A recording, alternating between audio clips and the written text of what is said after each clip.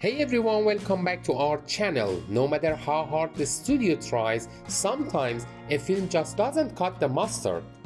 Whether it's an unnecessary sequel, a rom-com lacking any romance or comedy, or a scary movie with no thrills, we suffered through quite a few dots this year. With the exception of one shockingly bad release, we're strictly going after big budget blockbusters that had every advantage needed to be a hit. So join us for a bit of fun as we look back at the worst movies of 2023.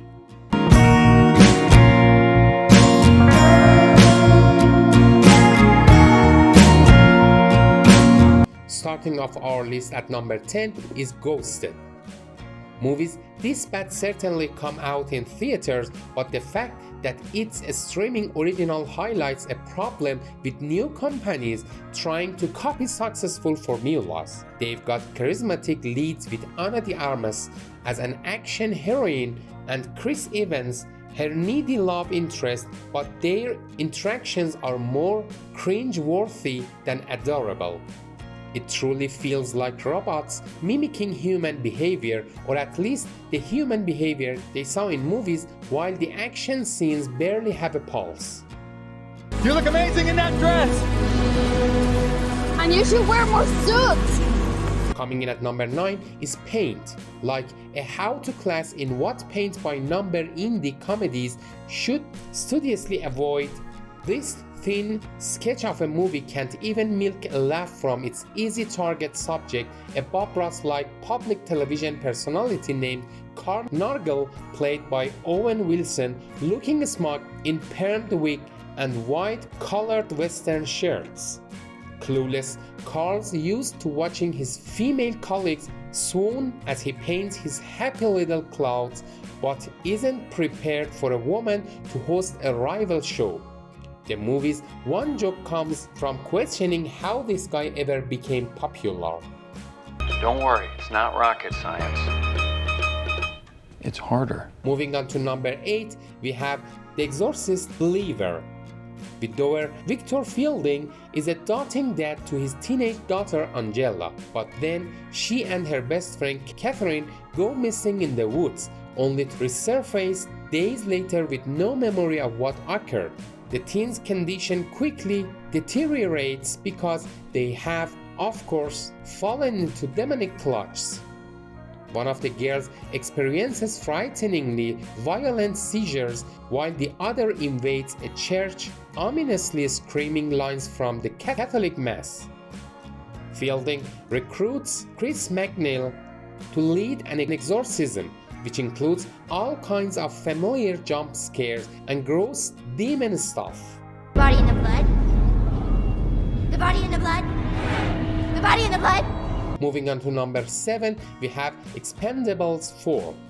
It took a decade for a fourth Expendables movie to finally come to be, but the result is a sloppy and largely laurent effort that, despite Jason Statham's best efforts, is exactly what the title says it is: expendable. The plot is thin, nothing more than a pretense for explosions, combat, gunplay, and action.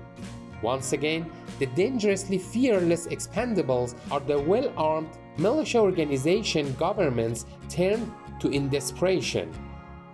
This time, it's to stop an arms dealer with nuclear weapons and his own army. Expendables 4 inspired critics to unleash true vitriol in their reviews. It's a needless spelling challenge for a dull and vulgar flick. This might be our one and only chance to learn of his true identity. Or her. What's that?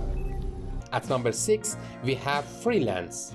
John Cena and Alison Brie deserve better than this. Directed by Pierre Morel, Freelance stars Cena as a former Special Forces operative who takes a gig protecting a washed-up journalist, Brie, on her trip to interview a notorious dictator, John Pablo Raba, in Polonia, a fictional country invented by the filmmakers so as not to offend any particular culture. When a military coup breaks out, the synopsis explains the unlikely trio must figure out how to survive the jungle and each other in order to make it out alive. Sounds like a wacky time. That becoming a lawyer would only crush your soul. Yeah, it has. Moving on to number 5, we have On a Wing and a Prayer. Boasting relatively big stars Dennis Quaid, Heather Graham for a faith-based drama, the latest critical dot from director Sean McNamara, who has yet to receive a Green Metascore for a single film, is based on a true story of a private airplane passenger Quaid who finds himself taking control of the plane and trying to land it with the help of an air traffic controller after the pilot dies from a heart attack. This is the film, constantly rendered emotionless by decision-making both numbingly predictable and entirely inexplicable. I'm looking for the emergency procedures. No doubt we're gonna need them. Moving on to number 4, we have Fool's Paradise. The directorial debut from It's Always Sunny in Philadelphia star Charlie Day, misfiring Hollywood satire, Fool's Paradise wastes a strong ensemble cast that also includes Adrian Brody, Eddie Falco, Jason Sudeikis, Jason Bateman, Kate Beckinsale, John Malkovich, and the late Ray Liotta. The Bowfinger Reef finds a mute, mentally challenged man enlisted by a down-on-his-luck publicist to stand in for a famous method actor who refuses to leave his trailer during a film shoot. A satire that's neither sharp enough to make its industry skewering sting nor sweet enough to compensate for its toothlessness. Hey, bud. How you feeling? Whoa, oh, hey. Oh, hey. Coming in at number 3, we have Assassin Club. Another lackluster entry in the filmography of editor-turned-action movie director Camille Delamare. The Transporter refueled Assassin Club stars Henry Golding as an elite assassin on a difficult assignment. He must kill 7 of his colleagues around the world. The result comes nowhere close to matching the quality of the John Wick films on which it's so clearly modeled. Incompetent and mostly just quite boring, Assassin Club doesn't even have the good grace to be so bad it's good. There's a new job. Yeah, I told you I'm out. It's not that simple. Now prepare for number 2, Dear David, adapted from a 2017 Twitter thread by BuzzFeed writer Adam Ellis courtesy of Anna and the Apocalypse director John McPhail. Dear David is a supernatural horror film centering on, well, a BuzzFeed writer in the year 2017. He's apparently haunted by ghosts.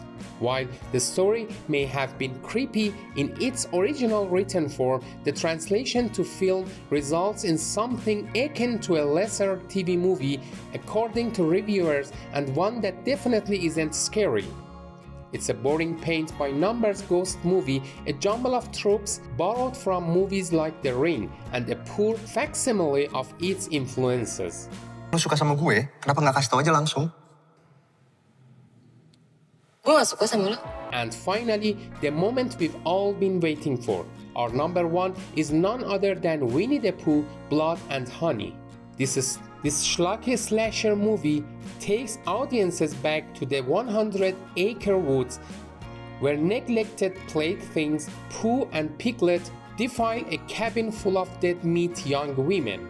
Are we supposed to see the killers as A.A. Milne's imaginary friends gone rogue, or bad actors in off-brand rubber masks? Either way, this gimmicky cash grab unleashed a horrifying precedent, exploiting a legal loophole whereby popular creations fall into the public domain 95 years after they were first copyrighted. Director Reese Frake Waterfield showed what irreverent bottom feeders eventually have in store for beloved brands. Now this is for that poor woman that you mauled. Well, there you have it, folks, the top 10 worst movies of 2023. While these films may have missed the mark, they certainly provided us with some cringe-worthy entertainment. Let us know in the comments if you've seen any of these cinematic flops, and don't forget to like and subscribe for more movie content. Thanks for watching, and we'll see you next time.